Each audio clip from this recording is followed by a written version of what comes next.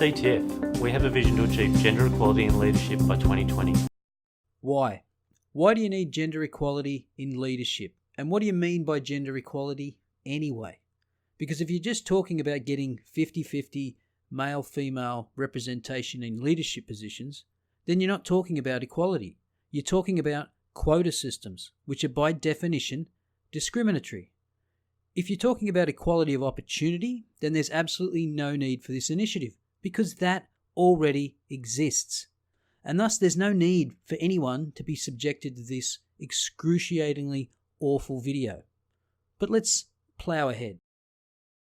And to achieve this, we have to change our mindset and culture and challenge unconscious biases. Ah yes, those illusory unconscious biases. Or is it possible they are non-existent biases? Or made-up biases to justify your Orwellian social engineering scheme? This is an important strategic priority.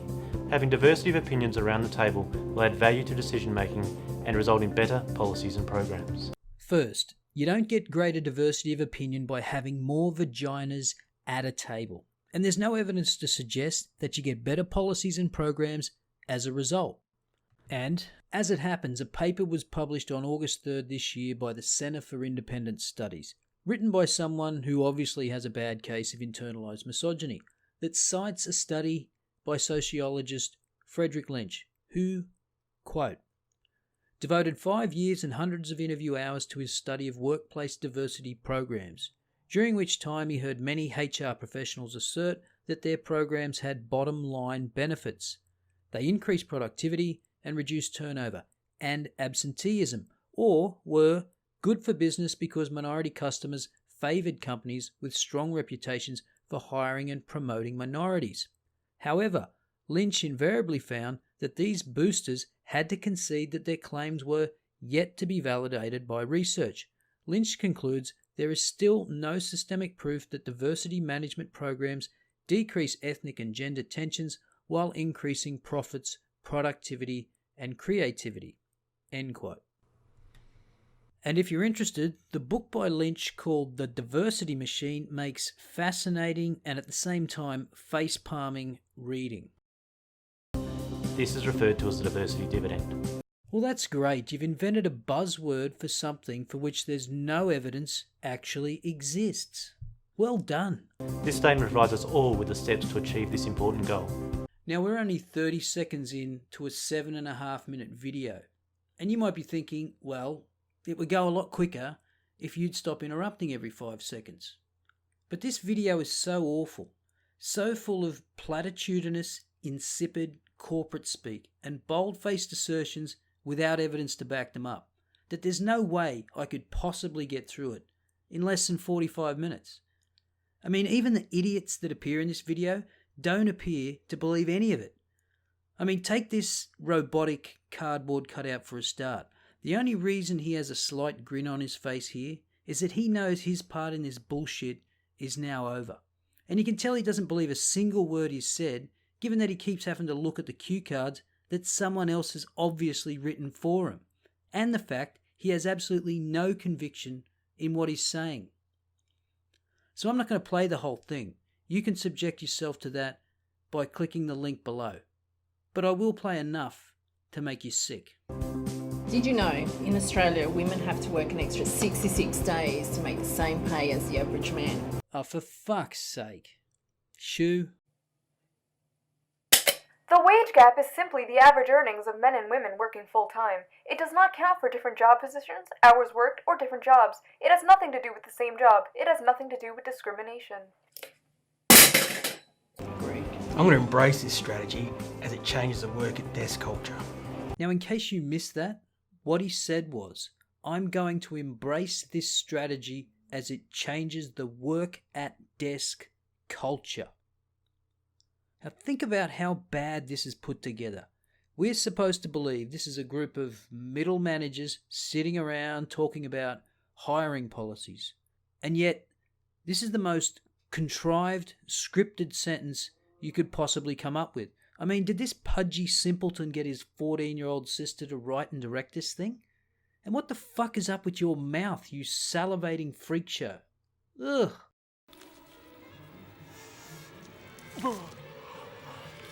Yeah, I agree with that. I think the important thing there is, though, that all staff are provided with the technological solutions regardless of what level they are. Don't you love these utopian visions where everyone can telecommute to work and we'll all be happier and more productive?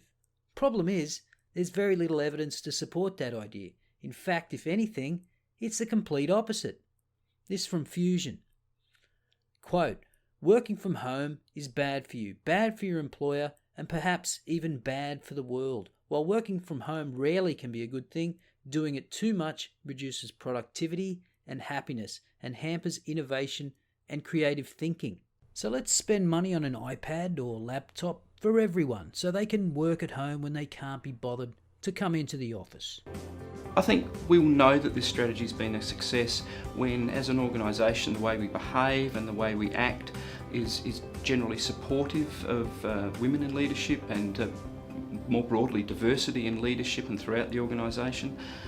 Specifically when it comes to interviewing for positions, I think it'll mean we write job specifications in a way that are inclusive and actually encourage people to apply for positions rather than excluding them.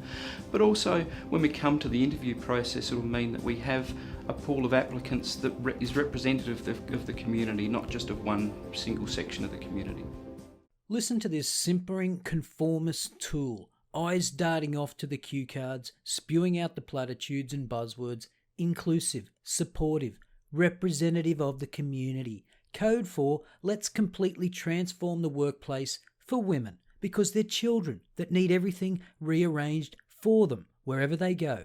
Everyone and every environment must be adapted to them. Now, I don't have that many women subscribers. Fucking shocker, I know. And maybe I'll have even less after this video. But I ask you ladies, do you really want to be treated this way? Do you want to be constantly condescended to?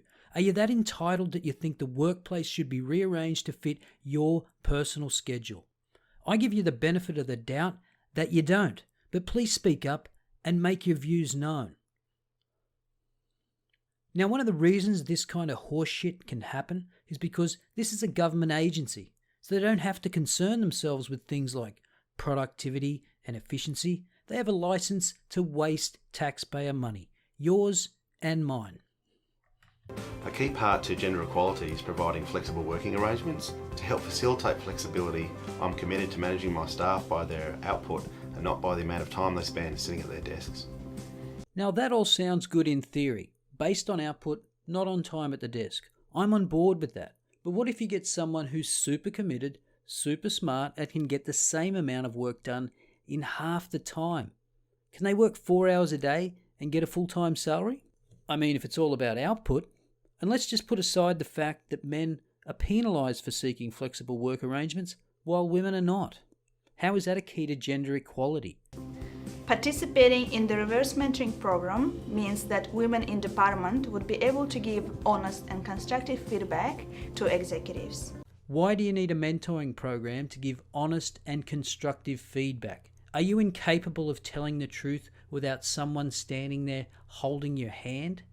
Succession planning for me means a commitment by Treasury and Finance to identify and develop our talented females and to ensure they have the necessary skills and knowledge to act in key leadership roles when they become available. Why are you identifying and developing talented women? Why aren't you identifying and developing talented people? What has their sex got to do with it? This is not gender equality. It's overt sexism against men. Gender equality to me is providing the opportunity for people in the workplace to have the flexibility to do the things that are important to them, whether it's the school or kindy drop-offs or pickups or the sports training sessions. Well, what's important to me is watching 45 minutes of porn every day and having a wank. So can I get time off for that? Because according to you, in your words, remember, you believe that gender equality is about providing the opportunity for people to have the flexibility to do the things that are important to them. So you believe that me having a wank is gender equality.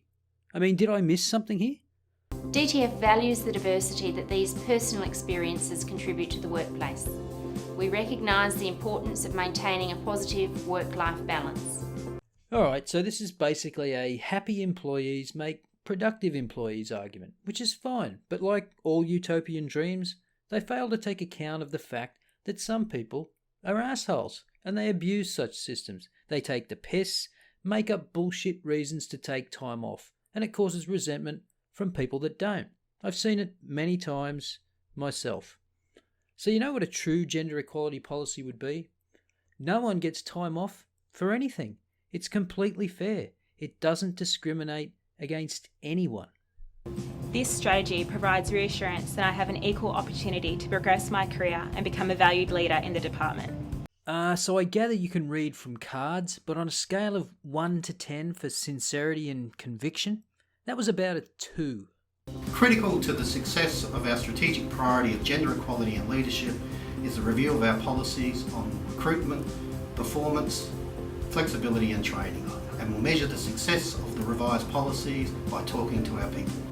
Well, I think that's great. You're going to get the subjective views of your employees. But how about some top-down evidence on work performance, efficiency and productivity? Or does that not matter because you're a government department and it's all about the feels?